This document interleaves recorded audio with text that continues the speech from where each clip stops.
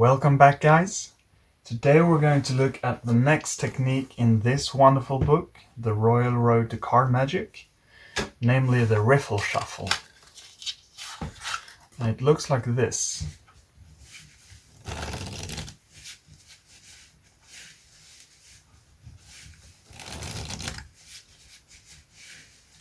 But it can also look like this. This is referred to as the closed Riffle Shuffle. Now we will also be looking at ways to control the top stock and the bottom stock. And make sure to stay till the end, because in the end I will show you a really wonderful and deceptive false cut sequence with running cuts like this. And it's actually quite deceptive, but it still keeps the aces or the stock on top. And I will also show you how to control them with a similar cut at the bottom of the deck. So it's quite deceptive, it's either on the top or the bottom, but it will still keep the aces in place. Okay, so let's check it out. Let's just talk quickly about the Riffle Shuffle, because so far we have learned the overhand shuffle, which is very natural and very, it's good because you don't need a table, and it's a lot of people will recognize it because they use it in their home games. But the Riffle Shuffle, it gives another kind of feel, another kind of look. It feels more professional. People who visit casinos will recognize the Riffle Shuffle because it's a kind of shuffle used in casinos. But that also makes it very deceptive in a way, because people assume that since it's used in casinos, you can't cheat with it. It looks very fair. It looks like it's almost impossible to control cards in that way, which of course isn't true. And I'll show you a couple of ways to control cards today. Without further ado, let's get into the open Riffle Shuffle, which looks like this.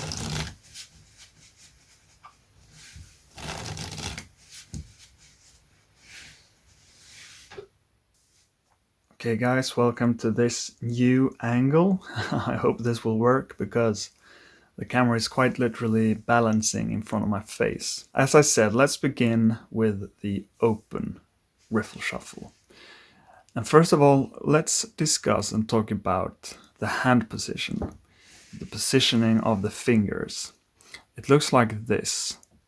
And you can pause here if you want to get a greater or closer look, but we'll go through it.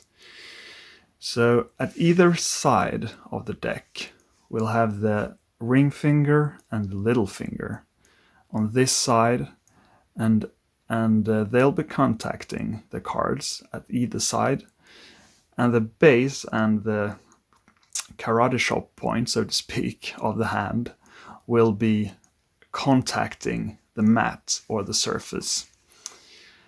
And on the side facing against you, so to speak, you'll have the long fingers. So the long fingers are over here, and the thumb will be on the side facing you, and the index fingers are curled on top, like so. So this is the correct position to begin with.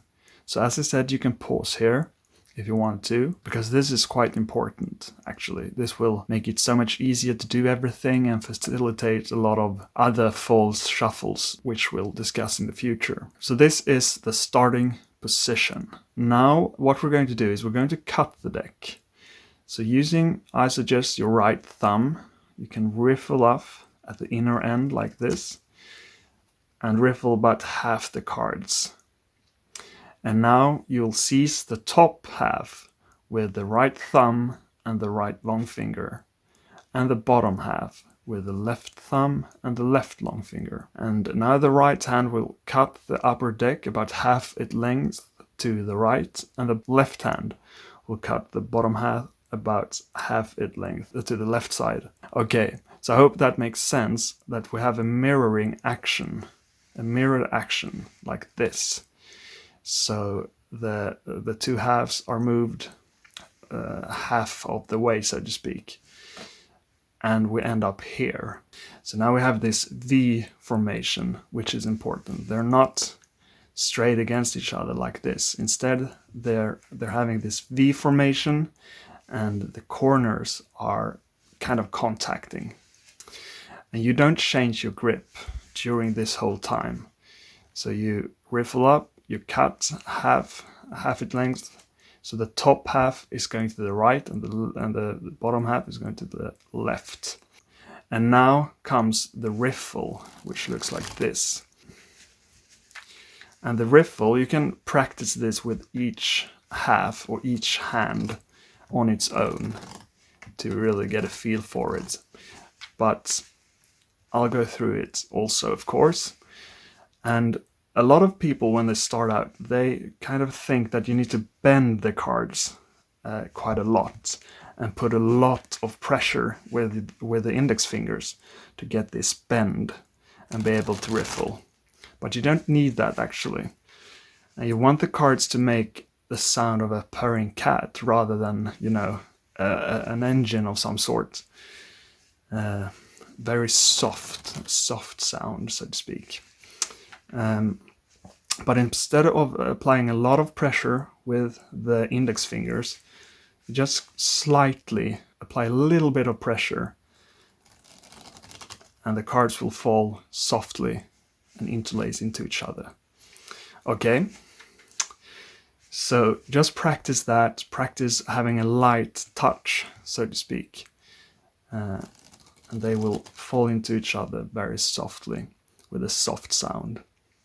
And if you want to make the best shuffle in the sense of you actually want to shuffle the deck in like a game of cards, you begin with the right hand letting go, and then you shuffle and you end with the left hand, thus varying or changing the top and the bottom cards of the deck. Okay, so now we're here, and we still haven't actually, I've taken breaks here, but we still haven't changed our grip. And now we'll use basically the ring fingers to push the cards into each other, but we'll guide it, of course, with the thumbs and the long fingers. So we push them into each other, almost at least the entire way. You could push them flush into each other, but a nice little way of squaring the deck when it's almost pushed completely into each other is using either your thumb and index finger or thumb and long finger, depending on what feels best for you. I tend to like the index finger. And now you'll let your thumbs contact each other on this side of the deck, and the index fingers are on either side of the deck, and you'll make this movement, letting them run like this, and thus pushing the cards into each other. So your thumb and your index finger meet at the bottom corners, like so. And now the cards are completely flush. So let's go through that quickly once again. So this is the finger position. You riffle half the cards, and now you cut them to either side, and you don't actually let the right packet fall onto the mats. Instead, you straight away start to riffle the cards into each other, interlacing them. You now, by using the force from the ring fingers, start to push the cards into each other, and you square them up nicely and neatly like this. Okay, so that's the open riffle shuffle.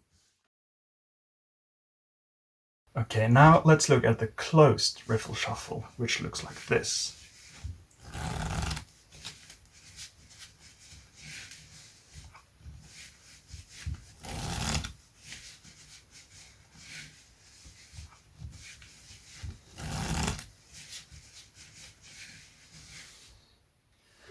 Okay, so let's talk about the closed riffle shuffle, which is very similar. So you start off the exact same way. You riffle up with your right thumb about half the cards. You cut them to the sides. You make the V formation. But whereas the open riffle shuffle, you keep this position of the fingers. You now have to change your grip, because you're not riffling with your thumbs down here at these corners. You're going to riffle with your thumbs up here at these corners instead. But up to that point, everything is exactly the same. The finger positioning, the cut, the V position. But once you're here, you let the two packets fall to the table, so to speak. And now you change your grip by moving all these three fingers to this side, like so. And the thumb is closer to these corners instead of these corners down here. And again, your index fingers are on top, applying the pressure which is needed to riffle the cards.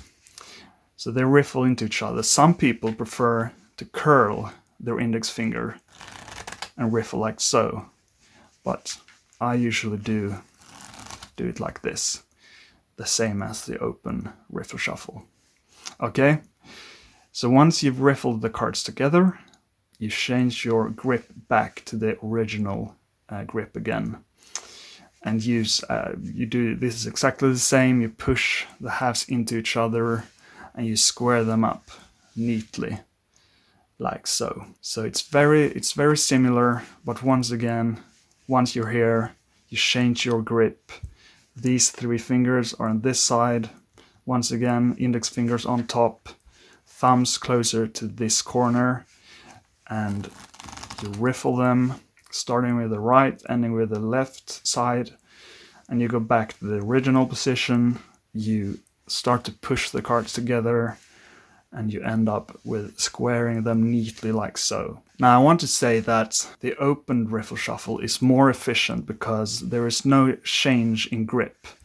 You have the same grip throughout the shuffle, and it often looks more fair because it's open, like you have nothing to hide, and I think it looks better in general. So I would suggest that you practice that and you perform that as much as possible. And when you need to perform a close riffle shuffle for some reason, which we'll get into in the future, then you can do that, of course. But in daily use and daily performance, I would do the open riffle shuffle for these reasons that I just told you.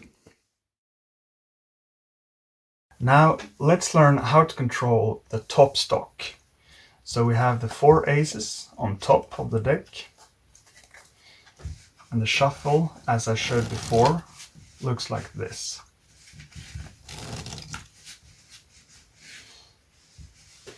And the aces are still on top, of course. Okay, so controlling cards with the riffle shuffle is actually a pretty easy thing to do, and it's the same principle when you're controlling one card as when you're controlling multiple cards or stock. So we have once again the aces on top. The 4 aces are on top of the deck, and now simply when you do your riffle shuffle, you make sure to end with at least 4 cards. Of course, it can be more, but at least the stock, in this case, once again, the 4 aces. And it's as easy as that. You simply hold those 4 cards or a little more back, but the rest is the same. And you can control about 8 cards like this, I'd say, or maybe 10 at the most. Now, in all these controls, an attentive audience could, of course, notice that if you continue to do this multiple times, that the top cards are never shuffled. So one way to make it a little bit more deceptive is to start off, as I told you, by cutting to the right, and you do the shuffle, and again, of course, hold back the stock, and you do a second shuffle, but this time you cut the top half to the left instead. And now you hold those cards back with the left hand, of course, and maybe a third shuffle, once again holding those cards back. So by alternating where you're cutting, or the direction of the cut, you can confuse, so to speak, the spectators and make it a little bit more deceptive. And of course, I'll show you the running cuts in a moment, and that will make it even more deceptive, of course. Now let's see how we can control the bottom stock. So we have the 4 aces on the bottom, and once again we give the cards a good shuffle like this.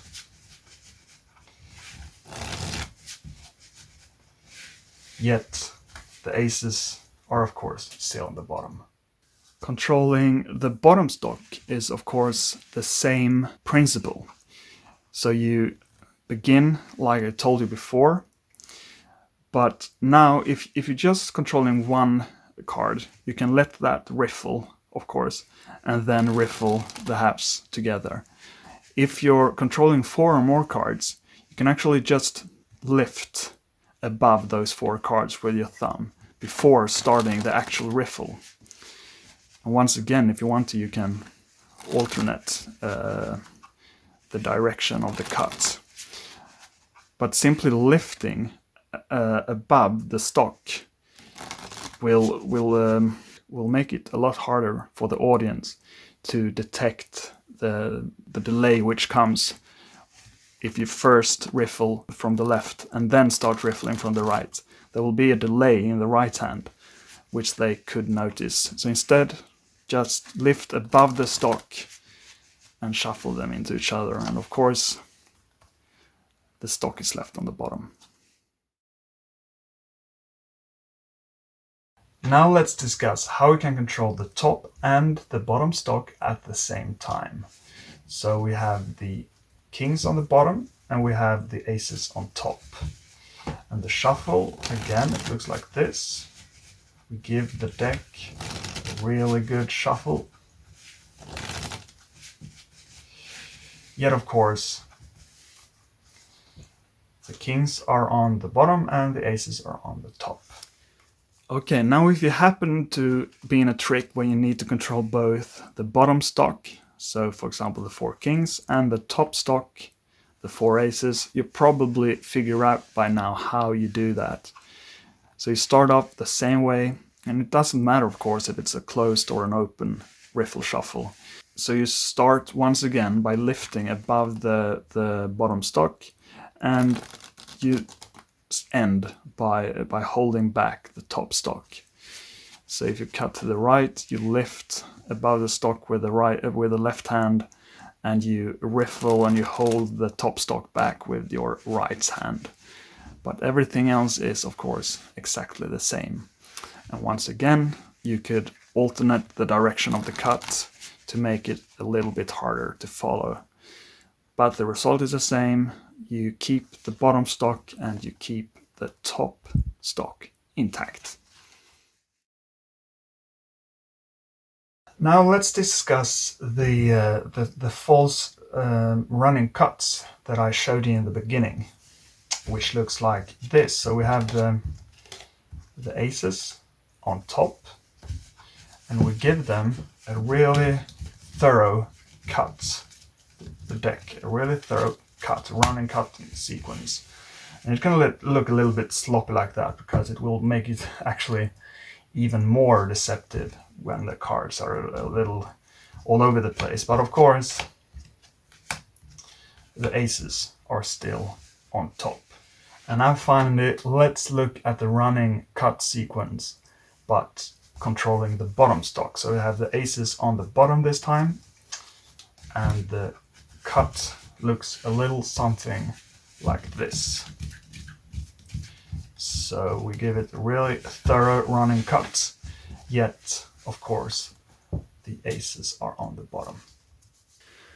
Okay, so I think this is the part of the video which will give you a lot of bang for your buck, so to speak, because I don't see these particular cuts discussed a lot on YouTube. So I'll show you how to do it. So what you're essentially doing is you're doing running cuts, and the running cuts is like this. You simply lift the entire deck from the same kind of grip. You lift the entire deck with your right hand, seizing it between the thumb and the long finger, and you cut off small packets with your left hand, like this, with the thumb and the long finger of the left hand. So it looks like this from our perspective, so to speak. But how do you do this? Because this is, as you probably saw, this looks pretty fair. So how do we do this while also controlling the top stock? It's actually not that hard. You could say it's an Erdnase-esque kind of cut, referring to the expert at the card table from 1902 by S.W. Erdnase, where he goes through a couple of these kind of cuts. And what we're going to do is we're going to first simply cut off we're going to take a little break, so to speak, with the left hand and cut off just the stock and maybe a couple more cards, and then cut the bottom away with our right hand, and we let the stock fall to the table, and then we come back with the right hand and we pick that stock up, and we have a little thumb break. Once again, we hold a little break with a thumb, like so. And now we just do a running cut sequence by cutting off small packets like this. And eventually we'll come down to the break. So we cut all the cards above the break, and we end up with the stock on top, and we square up. And once again, of course, we have the aces on top. So let's do that one more time. So we cut off a small portion with the left hand, but actually the right hand is doing most of the movement, coming away with the bottom portion, and then it comes on top, and we take a thumb break, and now we simply do the running cut sequence to the break, and yeah, the stock is left on top, and we square the cards up, and the stock is, of course, still on top. Okay, so how do we do this for the bottom stock? So the aces are now on the bottom. It's very similar. It's actually arguably easier. So you're going to, with your right hand, once again, cut a little portion from the bottom. And now you could either just continue straight away. You take a thumb break again, but now you could continue directly by directly again cutting that back to the bottom and do the running cuts. And it can be a little bit sloppy. It kind of looks even more deceptive. How can you control cards when they're all over the place, you know? But you could also, so they're back on the bottom. You could also pause here for a beat on the top and square it up. You simply square it up, but by firstly squaring up this side and holding the thumb break with the left thumb, and then you transfer the thumb break to the right thumb, and you square up this side, and you still have the thumb break. You can make a remark or say something when you're doing this, and then of course you cut those cards back to the bottom, and you do the running cut sequence, and you square the cards up, and they're on the bottom. Now if you have a stock on top and on the bottom which you need to control, this cut of course won't work. And I would recommend doing a completely false cut, like an up the ladder sequence or something like that, which we will get into in later videos.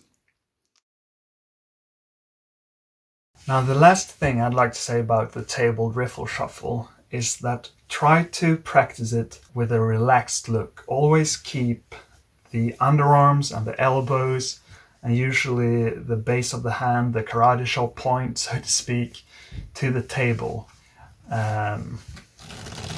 And don't get into the habit of shuffling the cards like this, for example, where you elevate your elbows and you shrug with your shoulders, because that will look stiff and tense.